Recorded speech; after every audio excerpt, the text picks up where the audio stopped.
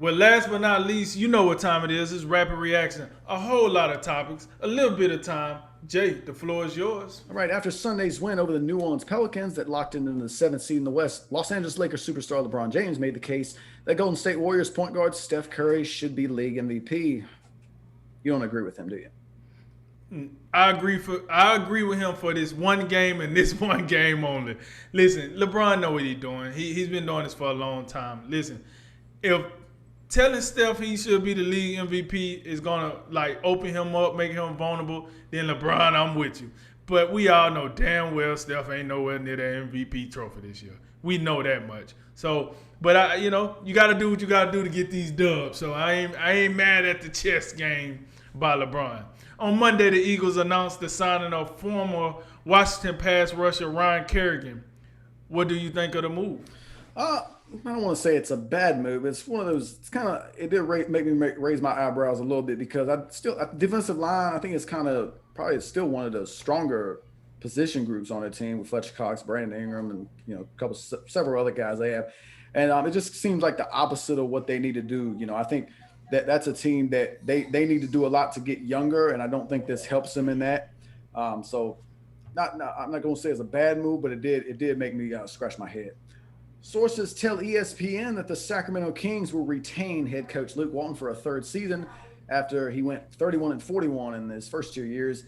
Is that a good idea to be patient, or should he have gotten fired? Well, according to the math we've been doing on a drink of wisdom here, you get usually what is like a 3-season average. So why not? I mean, the Kings just gonna suck again next year, and then you got a valid reason. We gave you 3 seasons and you did nothing. So why not? Just go and bring them back, let them flop around again. I just feel like this for Luke Walton. I feel like when will that Golden State hype wear off? It's about time that it's gone at this point. Because there's no other reason why he's still a head coach. I just don't. You can't give me no other reason why he's still a head coach outside of. You remember what he did with Golden State that one time? That's it. That's all you got. Because you can't tell me what he did with the Lakers, and you darn sure can't tell me what he been doing with the Kings since he been there. Just throwing that out there. Los Angeles Angels center fielder Mike Trout is likely out for 6 to 8 weeks after straining his calf Monday night. Big loss, right? Oh, no question. Still best player in baseball, having one of his better starts to his career. And curiously, Trout's been great. Shohei Ohtani's been great. But still, the Angels having a tough time this season in their first year under Joe Madden. And this injury certainly won't help matters. Arkansas is essentially restarting the contract of football coach Sam Pittman after his first season was impacted by the pandemic. Seems like a pretty nice thing to do. What do you think of it, Drink? Listen, it's unique. It's very unique for a college to say, hey, man, that pandemic came.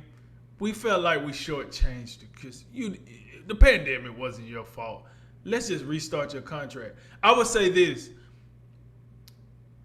I think he deserves it, kind of, because Arkansas, for everything that happened this season, Arkansas wasn't the worst team in the SEC, wasn't the worst team in the SEC West. They actually had some pretty good things going on. I think that's overlooked when you see how Alabama dominated the conference. But all in all, I think Arkansas, they progressed this year. I think they really did. So I'm not mad at it. And maybe it's some other teams that can see this and might think about doing the same thing to build up some goodwill with your team going into the season. So I think it's a fantastic idea. The New Orleans Pelicans point guard Lonzo Ball is set to be a restricted free agent and said he would love to return to the Pelicans. Do you bring him back if you're the general manager, David Griffin? Well, I'd certainly bring him back before I bring back Eric Bledsoe, as I said in the last topic. But I think it's, he's a restricted free agent, so other teams, they'll make offers. New Orleans will have a chance to match and retain him. But as long as the team isn't coming out there and making some ridiculous max contract offer, I think there's got to be a price point to where David Griffin has to say, that's a little bit too much. I don't think you're worth all that, But I think if the price is right, I can definitely see him coming back. The doctor that performed the knee surgery on Bengals quarterback Joe Burrow says the top pick in last year's draft, he's going to be ready to play for the season opener in September. That is great news, isn't it? Yeah, if you would have drafted Panay Sewell instead of Jamar Chase. Like, I would have been ecstatic if I was a Bengals fan. Now I'm wondering how much of the season he gonna play. He might just get smacked around the end, right back on that same table. Keep the table open, Doc. But in all seriousness, no, it's definitely good news. I think a healthy Joe Burrow plan after what we seen last year is exciting. He seems like he got the goods, he the real deal. So yeah, I would definitely be glad to see him come back, but I just wasn't happy about them not drafting the offense. Like, why would you not want to protect a guy that seems like he can take your team to the next level if he has the protection? No, this is me. Atlanta's Brave right-handed starting pitcher, your Oscar Giannis suffered a broke right hand when he punched the dugout bench in frustration and would miss the next couple of months. Jay, I got to know your thoughts on this one.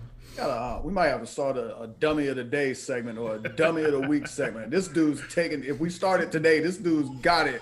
I just can't imagine the reaction of like the coach and the front office. Like people up there got to be like, yo, you ain't getting paid for all the time you miss for what you did to yourself. This ain't a result of you're gonna need some Tommy John or you got an elbow, whatever, your throwing arm. You did this to yourself, and we withholding all your money until you come back. That's what I think that should happen, and we might have to explore this dummy of the week. I just came up with. Toronto Raptors GM Masai Ujiri says his decision on whether to stay in Toronto will hinge on his upcoming conversations with ownership. Do you think he stays with the Raptors, or is he going to be running another NBA team next year? It's tricky because, like I mentioned to you before the show, weird stuff happened with Ujiri. Like, last year we seen, he gets into it with the security at the Toronto Raptors stadium. I didn't understand that.